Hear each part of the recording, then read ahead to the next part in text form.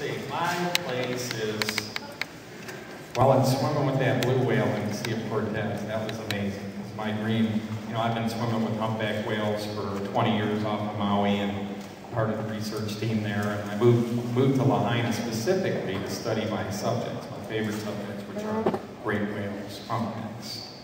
And before you ever see a humpback, you hear them. I mean, the songs that they sing are haunting, they're amazing. In fact, I started a record company at Wyland Records. Sorry. I'm into music too. I'm into music in a deep way, but anyway, the last song on the album is called Rhythm to the Sea. And anyway, I wrote 13 songs, and one was for the whales. I went down and recorded the humpback whales, and we made a song with two of the greatest jazz artists in New York, Steve Turre and Akua Dixon. And she plays a 200-year-old cello. It's haunting, the songs of the whales. Gave me goosebumps. And they go, how are we doing? I go, just keep going. It was amazing, but speaking of Bob Dylan, we were recording the album in New York, in Hell's Kitchen, and Bob Dylan was in there 10 days before doing his last album. It was sacred ground.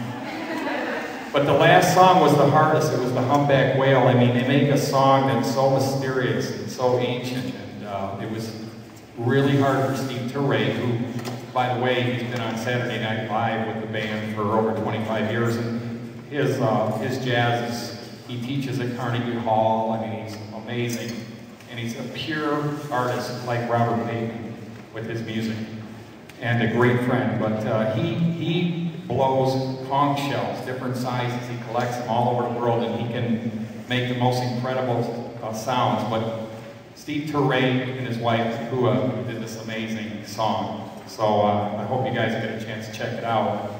So music and art, what does it really mean? I've been an artist my whole life. I've never had a job. My mom tried to make me get a job in Detroit. I grew up, my parents were auto workers. But you can be an artist anyway, because you're an artist in your mind and your heart. So I was surrounded by the Great Lakes. I'm a water sign. In fact, I got a new book, a biography called Water Signs. And water has been the connection in my entire life to everything I do. But art. And you know, I wanted to be a scientist. I wanted to be a marine biologist. After watching Jacques Cousteau, I went, oh, I want to be Jacques Cousteau. I want to dive in the ocean. And you know, he really instilled in me a passion for the sea. He was a poet, he was a great writer. He wasn't perfect, but he surely inspired a whole generation of people like myself to care about ocean issues. But I was a pure artist, so. The moment that really changed my life in first grade, I had an art teacher who saw me in the back of class kind of messing around. I thought I was in trouble.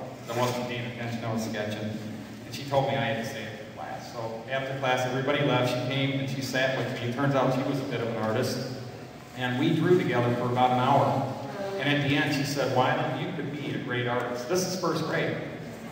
First grade, Wyland, you could be a great artist. She planted that seed in my mind. So now, virtually every chance I get, when I see a young artist, I'll take the time. I'll come off the scaffolding in Chicago, anywhere.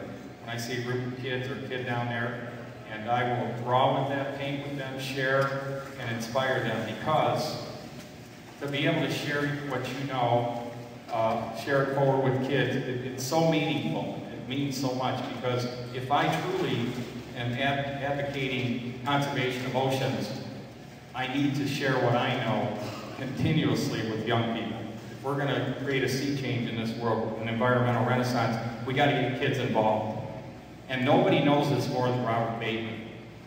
He knows instinctively for a long time from the beginning that to protect the environment, we need to protect the idea of having the kids immersed in it. And that is so meaningful. I too heard the call early. And then the idea of when I paint a mural, always inviting kids to join me and paint with me. That was always key to my entire, you know, what I do as an artist. So that was always important to me. In fact, I learned more from these young artists than I've learned in school. You do things, you go, wow, that was good. So I gotta try that. Because kids, like Picasso said, he spent his whole life trying to paint like a child. And Picasso was pretty good, do you agree? He said I could draw like Rubens when I was 6 years old. Ever since then, I've been trying to learn how to draw like you to a 6-year-old. That is genius. Well, Picasso was a genius, and of course his art, you know, in the beginning you go, wow, geez, that looks like a kid did it. That's the whole point. So anyway, what I've been doing too is I started the Wyland Foundation 17 years ago to engage kids with art and science. So what I do is I create these kind of creative ways to engage young people about conservation issues. We do all these great tours. In 1998, I remember I had this idea to create an art and science program called the Wyland Ocean Challenge to celebrate International Year of the Ocean. So I made an ocean truck. I borrowed some sand. I might have stolen the sand from Laguna Beach. And we filled up this 50-foot trailer tractor. And then I painted great whales on the side, life-size, so the kid coming to the truck could measure himself against a life-size humpback, great whales on the other side. And we went to 50 states in 50 days. Don't do that. Listen, the last guy who did that was Alice Cooper. I mean, look at it. So it sounds like fun until you're like halfway in, but we started in Hawaii. And everybody said it was impossible. I said, no way. You know, I pulled out napkins this big. I said, we can do this. So anyway, the idea was to take the curriculum to all the schools of the nation, engage 67 million students throughout America at every opportunity. So we did 2 or 3 stops schools. We did elementary school in the morning and a middle or high school or college in the afternoon. 50 states in a row. We started in Hawaii. We flew up to Anchorage. The 3rd day we flew to Los Angeles and we went up. We had a caravan. We went up the West Coast. This is really cool. From Los Angeles, we did Oregon, we did Seattle, we did the whole top of the USA. We got up to Maine. We made our way all the way down the East Coast, all the way down to Florida. We went down the whole bottom of the country, ended up in Las Vegas. 50 states in 50 days. And it was awesome. Murals. Thousands of murals. Thousands of paintings created. I mean, immersing kids in art and science about the celebration of the International Year of the Oceans. And we had this incredible award ceremony where Dr. Sylvia Earle came. We honored Lloyd Bridges. The Jeff and Bo Bridges came. Remember Sea Hunt? I'm going to just interject a story about, anybody remember Lloyd Bridges? Okay, Lloyd Bridges was my friend like Robert Bateman was, and the more I knew him, the more we liked each other. And he was a whale lover, you know, and he knew the power of art to help save the whales, okay? And then when he passed away, when Lloyd Bridges passed away, I was in Hawaii, and Dorothy called me and said, we just put Lloyd's ashes out to sea in Malibu, where he used to swim every day. He was in great shape. And as we put Lloyd's ashes out to sea in the Pacific at sunset, we put the Hawaiian lei. And as the lei drifted out with Lloyd's ashes out to the horizon in the Pacific, a great whale reached up through his ashes, taking him to the heavens. So Lloyd Sea Hunt lives today, and these are the amazing stories that happen when you're out there trying to do good things in the world. Lloyd was an advocate for ocean and whales. There's a lot of us out here. And in Cousteau's day, in the last century, it was about one guy out on the sea with a calypso, making beautiful films.